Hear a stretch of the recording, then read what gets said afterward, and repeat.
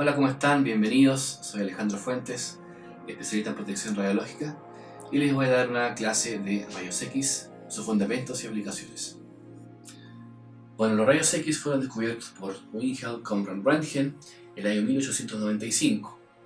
Y como ustedes pueden ver en la imagen, esa fue la primera radiografía hecha en la historia, que era la mano de su esposa.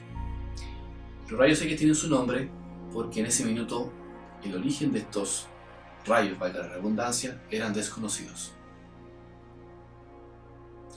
Lo que se descubrió más tarde es que los rayos X son nada más y nada menos que ondas electromagnéticas. Esto es luz, pero con otro nivel de energía, no como la luz que nosotros vemos con nuestros ojos. Como pueden ver acá, esta imagen nos muestra que esta luz, estos rayos X, tienen un componente campo eléctrico y campo magnético. De ahí viene el nombre onda electromagnética. Bueno, los rayos X, al igual que cualquier otra onda, tiene una longitud de onda lambda, que está definido acá arriba, y tiene una frecuencia.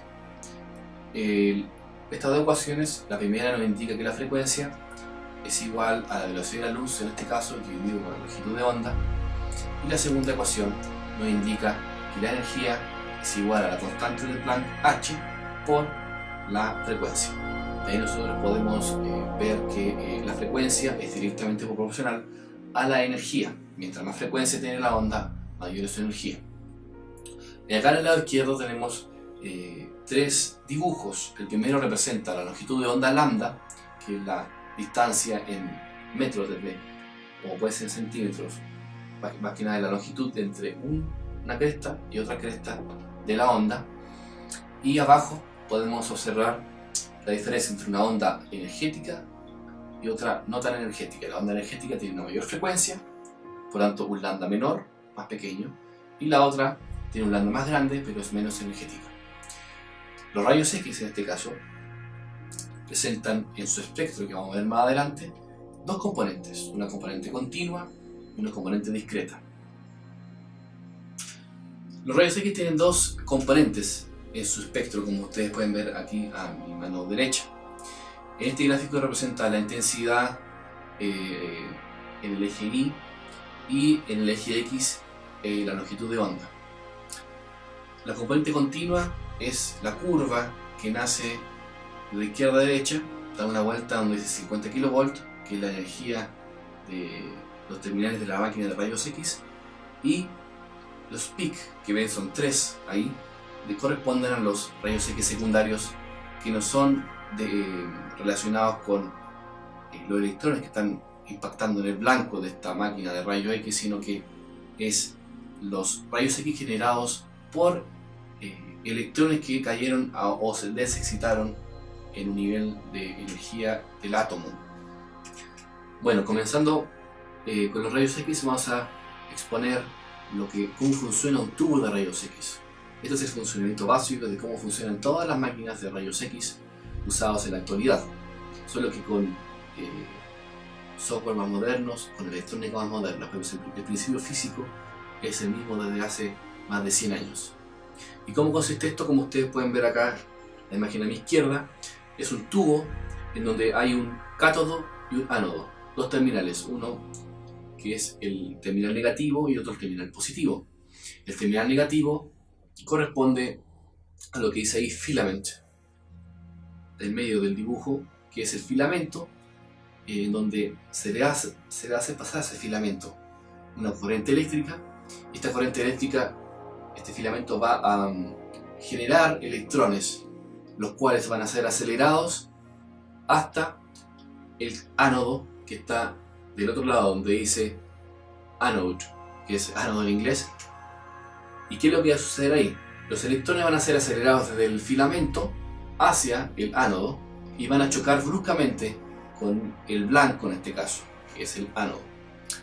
Al chocar, van a ser frenados bruscamente y van a generar rayos X.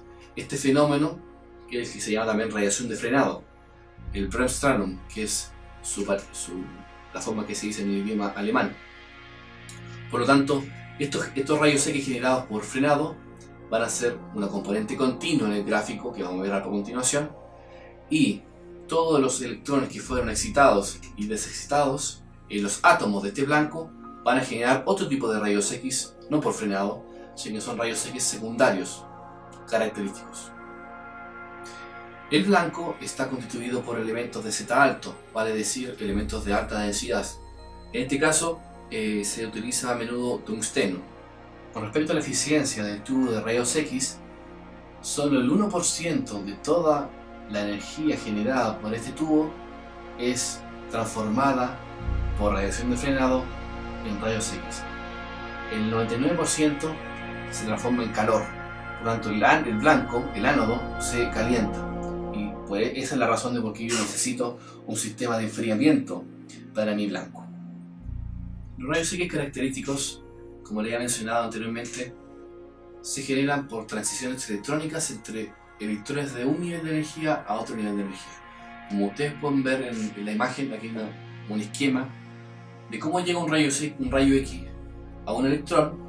Este electrón en un cierto orbital es excitado, salta una capa de mayor energía, un orbital de mayor energía, generando un hueco en el nivel de energía anterior donde él estaba.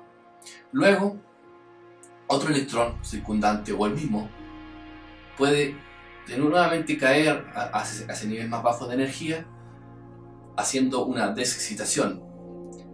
Esto lo que crea, que es un rayo X secundario, es lo que uno puede ver en el gráfico siguiente como la radiación por rayos X en forma discreta. Este gráfico que ven a la izquierda nos da cuenta de lo que yo les explicaba recién. La componente continua, o sea, los rayos X generados por el frenado, son toda la curva que comienza desde aquí, del lado izquierdo hasta el lado derecho. Pero luego ustedes pueden observar que hay unos pics, de hecho hay 3 pics. Estos pics nos indican la radiación característica de los rayos X. Esto quiere decir que parte de los electrones que componen el átomo del blanco se excitaron y se desexcitaron. Esto significó que se emitieron rayos X de un cierto tipo de energía. Ese cierto tipo de energía está representado en este gráfico por ese pic. Bueno, son 3 pic. Cada pic significa diferentes kilovoltajes del tubo. Ejemplo, tengo un tubo con 50 kilovolts de potencial, ¿ya? Los electrones, cuando viajen desde el cátodo al ánodo, van a impactar el blanco, el ánodo, y van a generar rayos X de a lo más 50 kiloelectronvoltios.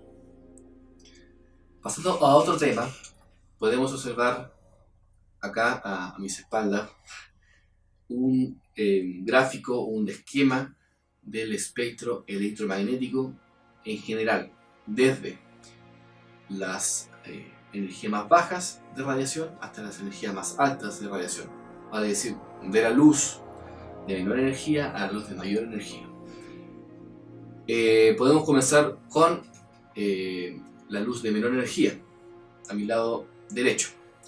¿Qué son la radiación electromagnética de menor energía o de baja energía? Son, por ejemplo, las ondas de radio, que tienen una longitud de onda del orden de los metros, o como ven ahí, del orden de las canchas de fútbol. Claro, a mayor longitud de onda, menor energía de la onda. Luego, si los vamos a hacer avanzando en el esquema, podemos obtener o podemos observar las microondas. Luego los podemos acercar al infrarrojo, que es una longitud de onda que la pueden ver ciertos animales cuando cazan en la noche, por ejemplo serpientes que cazan ratones. Estas serpientes, en sus ojos, en su sistema visual, pueden detectar estos fotones, esta radiación infrarroja, cosa que el humano no puede.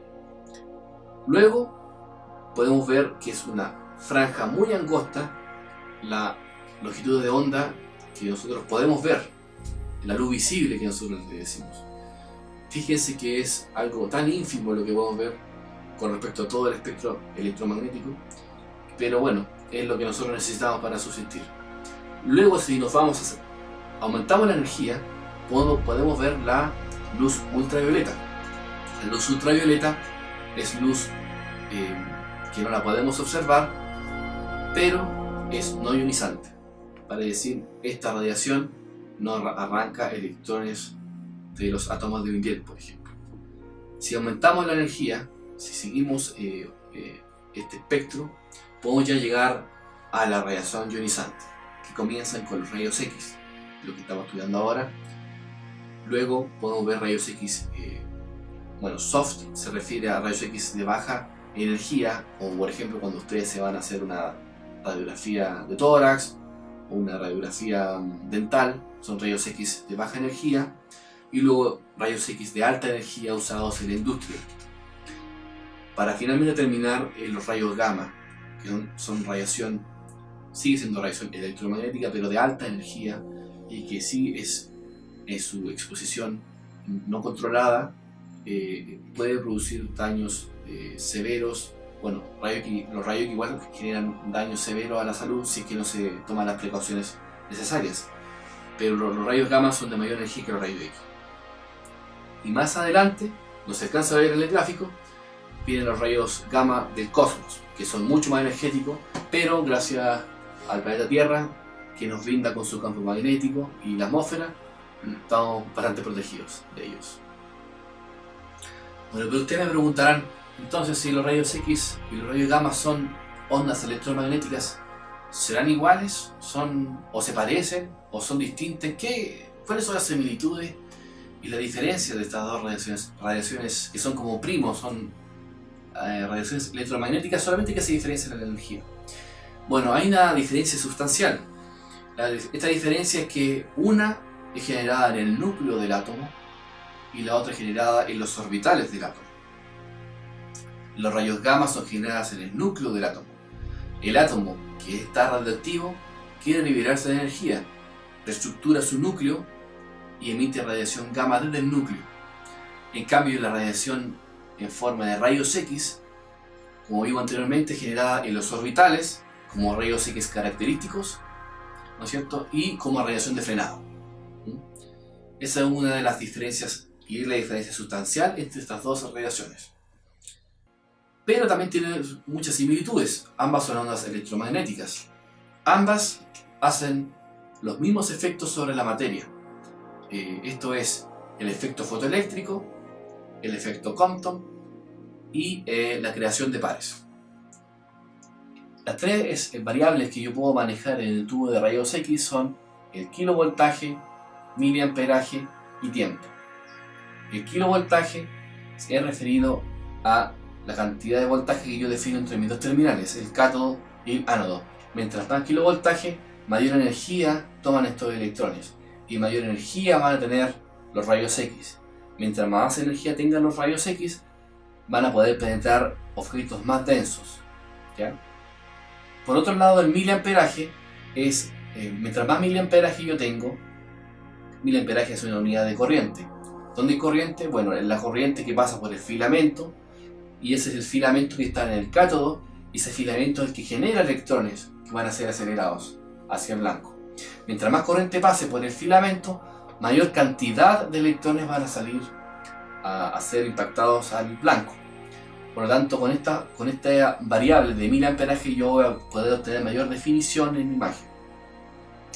Y lo otro es el tiempo. ¿Cuánto tiempo yo voy a generar rayos X? ¿Cuánto tiempo de exposición voy a tener?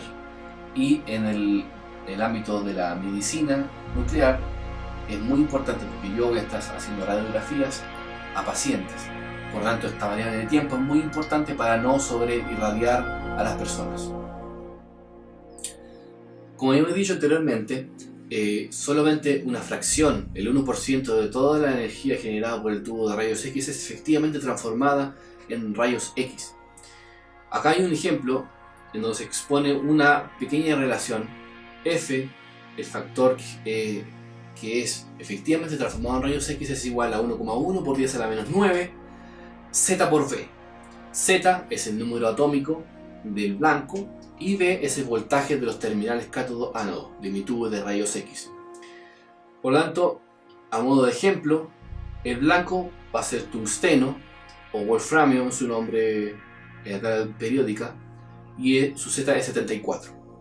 El voltaje de trabajo en este caso va a ser de 120 kV.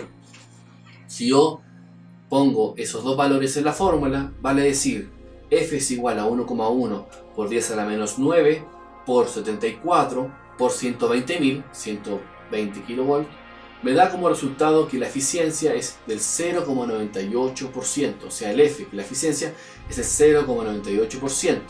Menos del 1% de la energía total generada es efectivamente transformada en rayos X. Esto les da a ustedes una idea de que el tubo de rayos X no tiene una buena eficiencia, de hecho tiene una muy mala eficiencia para generar rayos X. Continuando con nuestras variables del tubo de rayos X, que son el kilovoltaje, el miliamperaje y el tiempo, tenemos este gráfico que nos indica cómo varía si yo aumento el kilovoltaje, mi intensidad de radiación. Si yo aumento el kilovoltaje, por ejemplo, 40 kV, tiene esa curva que ustedes ven, una curva que es continua. Eso tienen que entender que estamos analizando solamente los rayos X generados por frenado. Tiene una curva que es en su máximo menor que la curva de 60 kV. La curva de 60 kV tiene una mayor intensidad. ¿Por qué? Porque los rayos X que salieron del blanco tienen mucha más energía que los de 40 kV. Los de 60 kV fueron acelerados con energía mayor que los de 40 kV. Con respecto al miliamperaje, si aumento la corriente de filamento saco más electrones. Tengo muchos más electrones que van a ser acelerados. Por lo tanto voy a tener una intensidad más alta de rayos X. Y en el gráfico de abajo podemos observar diferentes blancos que son cromo con un Z de 24, rodio con un Z de 45 y wolframio o tungsteno con un Z de 75. Fíjense que el color oscuro, que es el wolframio, es un elemento más denso que los otros dos, tiene una intensidad mucho más alta de rayos X. Es porque es más denso. Los electrones se frenan más bruscamente con el wolframio que con el cromo o con el rodio, ¿ya? De hecho, el cromo tiene una curva de intensidad mucho más baja que ambos. Referidos a la aplicación de los rayos X a la medicina, por ejemplo, tenemos en este dibujo un paciente en donde se le es irradiado con rayos X, y el primer cuidado que yo tengo que tener es referido a la radiación dispersa. ¿Por qué? Porque los rayos X que llegan al paciente, algunos de ellos son reflejados por el paciente, generando radiación por dispersión. Para ello yo necesito blindar los rayos X. ¿Y cómo se blinda los rayos X? Es con plomo, al igual que los rayos gamma. Esta radiación dispersa es la principal fuente de dosis para los doctores o el equipo técnico que está en esa instalación, y después de la razón de cuando uno se saca un rayo X, la persona, en este caso el tecnólogo médico, se pone detrás de un biombo para poder blindarse de esa radiación dispersa. La relación matemática que describe esto es la que ustedes pueden ver a mis espaldas, que es I es igual a I sub 0, la intensidad final es igual a la intensidad inicial, por E elevado a mu por ρ por V, en donde mu es el coeficiente de absorción de masa, que está en centímetros cuadrados por gramo, ρ es la densidad del material absorbente, en este caso el plomo, y V es el espesor del plomo. Otra aplicación o un avance dentro de la aplicación de los rayos X es la imagenología.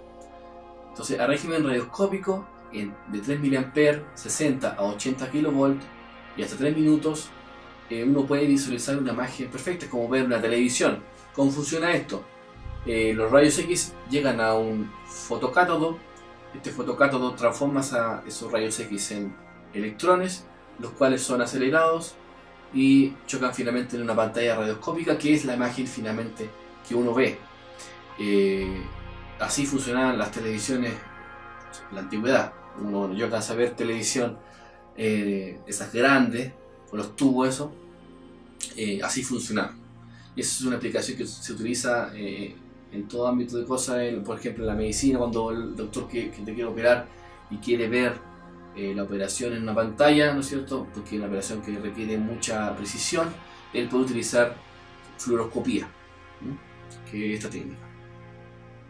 Entonces, las aplicaciones médicas tenemos para el diagnóstico la radiografía, que nos da el principio de información de proyección del órgano sobre la placa fotográfica, un diente, una radiografía de muñeca, etc. Se muestran en esta tabla las tensiones, a menos usualmente que se utilizan, las corrientes que se utilizan también, y el tiempo de exposición. Fíjense que en la radiografía los tiempos son muy pequeños, 200 microsegundos. Fluoroscopía, que vimos recién, que es ver como una pantalla de televisión la proyección de la imagen de los rayos X. Esa imagen se proyecta en una pantalla de sulfuro de zinc para estudios dinámicos, órganos en movimiento, ¿ya? Se muestran las tensiones usadas, corrientes y tiempos de exposición, ¿ya? Radioscopía, lo mismo, tensión, corriente y tiempo. Fíjense que para la técnica dental se utiliza 0,1 a 2 segundos de tiempo de exposición al paciente y tensiones y corrientes muy bajas, porque básicamente lo que uno tiene que traspasar con los rayos X es un diente. Dentro de las aplicaciones médicas vimos la de diagnóstico y ahora vamos a ver la de terapia. ¿Y para qué se utiliza la radiación X en terapia? Bueno, usando lo que ellos hacen en la materia, o sea, destrucción, efectos, en este caso de místico, destrucción mediante altas dosis de radiación, ¿ya? De tejidos tumorales malignos, 20 a 80 kV hasta 200 kV. Fíjense, 200 kV, y en diagnóstico usamos a lo más, ¿no es cierto?, 150. Y a profunda, cuando tenemos que hacer una terapia a profundidad considerable, usamos hasta 500 kV, ¿ya? ¿Esto para qué? Para que destruir las células cancerígenas. Finalmente vamos a hablar sobre la protección radiológica en el uso de equipos de rayos X. Primero, usar el vendaje adecuado para las áreas de rayos X. Esto es plomo, básicamente, un elemento de Z alto, como les mencioné. Utilizar, esto es aparte del blindaje, pero tenemos que usar distancia y tiempo. Esas variables también tenemos que manejar, que son parte de las tres técnicas que yo tengo que usar para protegerme de la radiación, de la exposición. Segundo, este blindaje que les mencioné lo puedo utilizar ¿dónde? En algún biombo o en alguna caseta, cuando yo accione mi disparo de rayos X. Puedo activar interlock de desactivación o una señalización que me indique si se está utilizando o no rayos X. También un chequeo periódico del equipo en cuanto a las fugas, ¿no es cierto? Usar guantes, delantales plomados cuando las condiciones lo requieran. Guantes no para contaminarme, sino que guantes plomados para proteger de la radiación que pudiese llegar a mis manos. Luego, filtrar adecuadamente el haz primario, radiación de baja energía. ¿A qué lo que se refiere? Que el haz esté filtrado de buena forma, en donde la placa fotográfica esté justo en el lugar y que no los rayos que no salgan por otro lado y se irradien lugares que yo no quisiera irradiar. Lo otro, poner un filtro adecuado, ¿no es cierto?, para yo filtrar las componentes de baja energía del rayo X que no me van a significar una mejor imagen en mi placa fotográfica. Esas componentes de baja energía que yo no necesito van a generar mayor dosis. Yo no quiero que el paciente tenga más dosis, por lo tanto yo las tengo que filtrar. Como las filtro, usando ciertos filtros. Luego, limitar la irradiación solo al área de estudio, como le mencionaba recién. Si quiero hacer una radiografía de manos, tengo que filtrar bien el haz, de tal forma de que me irradie solamente la mano, que no me irradie parte de mi muñeca ni mi brazo.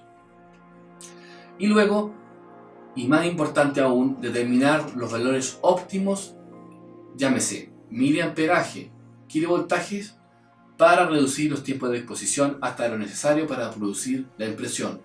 La idea es que si es que un paciente se irradie lo menor posible, que tenga el menor tiempo de exposición, y para eso yo puedo jugar con mis dos variables, kilovoltaje y miliamperaje, que van a estar definidas por el equipo y por la aplicación médica o industrial que yo esté utilizando. Bueno, hemos terminado.